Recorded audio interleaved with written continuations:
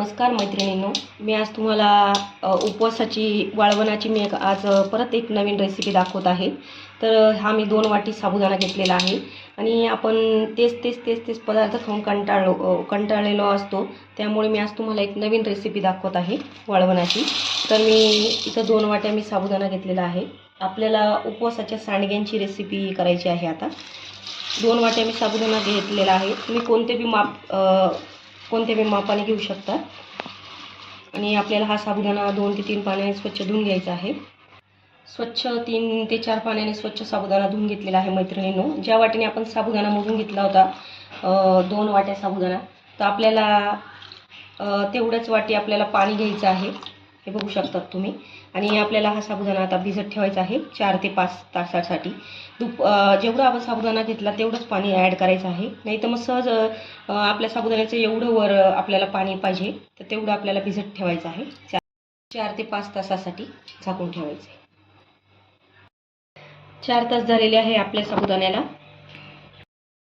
सांडग्यांमध्ये टाकण्यासाठी आपण हे मोठे 4 बटाटे घेतलेले आहेत। छोटे असतील तर तुम्ही 8 बटाटे घ्या।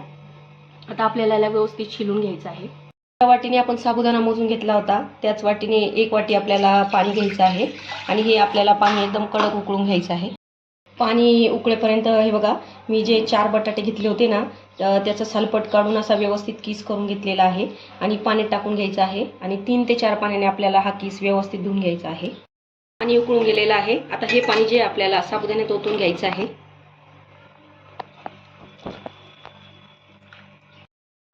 गरम पाणी जे टाकलेलं आहे, आता आपल्याला हा साबुदाणा जो अर्धा तास असंच ठेवून द्यायचा आहे, म्हणजे व्यवस्थित साबुदाणा असा व्यवस्थित फुगून येतो गरम पाण्याने। आपला साबुदाणा होस्तोवर आपण जो किस घेतला होता तो आपल्याला शिजवण्यासाठी आपल्याला हे पाणी ठेवून द्यायचं आहे।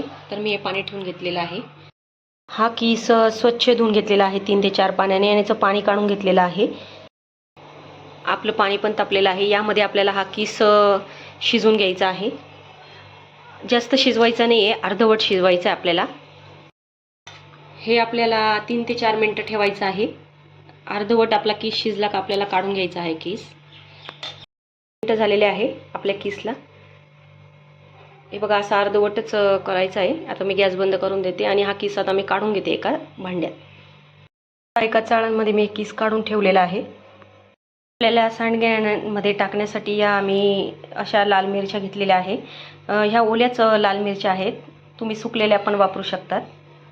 याची मी आता पेस्ट करून घेणार आहे। त्याला 1 तास झालेला आहे। आपण याच्यात गरम पाणी ॲड केलेलं होतं। आता आपल्याला हे कढईत टाकून घ्यायचं आहे आणि आपल्याला गॅसवर शिजवून घ्यायचं आहे। पेस्ट तयार झालेली आहे आपली।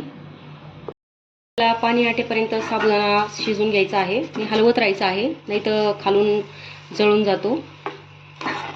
आपलं साबुदाण्याचं मिश्रण तयार झालेलं आहे मैत्रिणींनो। हे बघा, असं एकदम घट्ट करून घ्यायचं आहे आपल्याला। आता मी गॅस बंद करून घेते आणि एका भांड्यात काढून घेते। मिश्रण मी वाटीत काढून घेतलेलं आहे मैत्रिणींनो आणि हा जो बटाटा आपण अर्धवट शिजवला होता तो पण यात ॲड करून घ्यायचा आहे आपल्याला आणि हे व्यवस्थित मिक्स करून घ्यायचं आहे दोघं आधी। हे सर्व मिक्स झालेलं आहे। आता यामध्ये आपल्याला जी मी कुटलेली मिरची होती ती यात ॲड करायची आहे आपल्याला। तुम्ही लाल तिखट पण वापरू शकता, पण आपण जेव्हा लाल तिखट टाकतो तळताना आपल्याला त्याचा ठसका येतो खाताना, त्यामुळे मी मिरचीचा वापर करत आहे यावेळेस।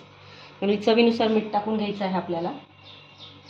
मीठ कमीच ठेवायचं आहे, कारण नंतर खारटपणा चढतो मैत्रिणींनो वाळवणाच्या पदार्थांना। आणि हे सगळं आपल्याला मिक्स करून घ्यायचं आहे।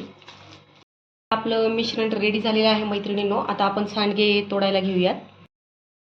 या प्रकारे असे सांडगे तोडायचे मैत्रिणींनो आपल्याला। बघा, मस्त 2 दिवसात उन्हामध्ये टाकले ना छान वाळून जातात, 2 दिवसात एकदम कडक।